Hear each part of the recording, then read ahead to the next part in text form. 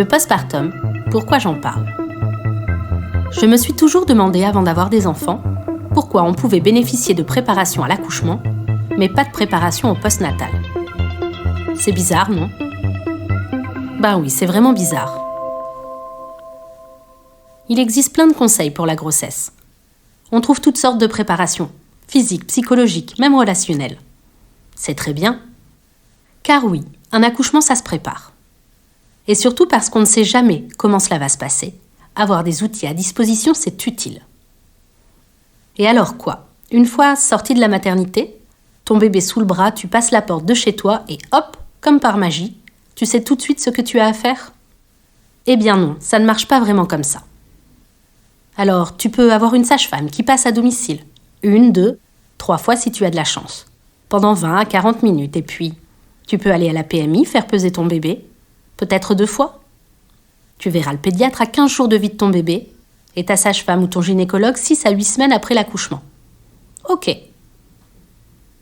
Et tout le reste du temps, tu fais quoi ? Moi aussi, j'avais des bouquins, et Internet avec Wikimachin, DoctiTruc, et tous ces forums où n'importe qui dit n'importe quoi.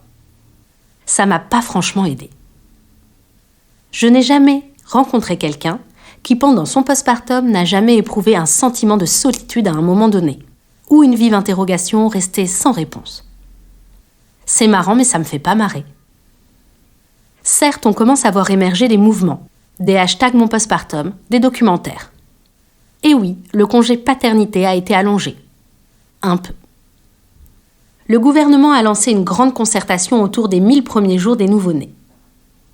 Mais concrètement, quels accompagnements sont proposés quand tu te retrouves seul face à ton bébé, cet inconnu au mécanisme complexe ? Et réservé pour qui ? Quelle place pour l'allaitement maternel en France ? Quels aménagements pour un retour au travail en douceur ? Quelle prévention et action face au baby blues ? Ce terme que je trouve si réducteur quand on sait que presque 30% des femmes font une dépression du postpartum et que le suicide est la seconde cause de mortalité maternelle. Quelle solution pour les dyspareunies, ces douleurs au rapport sexuel que l'on peut retrouver après un accouchement ? Les bons conseils, les fameux « il faut garder du temps pour toi », sont tellement loin d'une réalité où tu dois choisir entre manger et prendre une douche. Alors je les entends, ceux qui m'accusent de féminisme, me disent « et nos grands-mères, elles faisaient comment ?» Eh bien, je ne sais pas comment elles faisaient.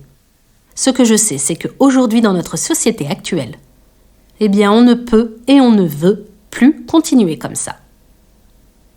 Je me demande si ce sujet est négligé car ne concernant que des femmes et pendant une période limitée. Qui a conscience que le postpartum est une période de vulnérabilité importante ? Que prendre soin des femmes, c'est prendre soin des enfants, des familles. C'est prévenir les maltraitances et une partie des difficultés psychologiques des adolescents, puis des adultes. En réalité, prendre soin des femmes, des mères aujourd'hui, c'est simplement prendre soin des adultes de demain. Alors, ce podcast, je le veux simple mais efficace. Un épisode par semaine qui parle de postpartum. Pour vous donner des informations, des astuces, des conseils, pour que vous puissiez l'écouter à tout moment quand vous en avez besoin. Pour vous accompagner, peut-être vous réconforter dans un moment difficile, pour vous préparer aussi pour cette aventure. Je parlerai honnêtement, parfois sans filtre, de la vraie vie, de la réalité du postpartum, bien loin des images figées d'Instagram. Les valeurs que je souhaite insuffler dans ce podcast. En premier, le partage de connaissances. Je suis fascinée par la parentalité, le développement des enfants, le lien d'attachement. Et j'aime en parler. Toute sincérité, avec empathie et humilité. Ce partage de connaissances, je vous le livre sans jugement et dans le respect du choix éclairé de chacune. Mais aussi, encore et toujours, pour continuer à rendre le postpartum plus visible, le rendre plus normal aux yeux de tous, en faire un sujet du quotidien, d'actualité, un sujet de débat. C'est pour tout cela que je t'invite à rejoindre le cercle postpartum. Tu peux d'ores et déjà, si ce n'est pas encore fait, écouter ma présentation, où je te raconte comment j'en suis arrivée là.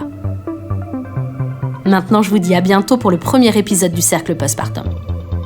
Et surtout, bon postpartum à toi.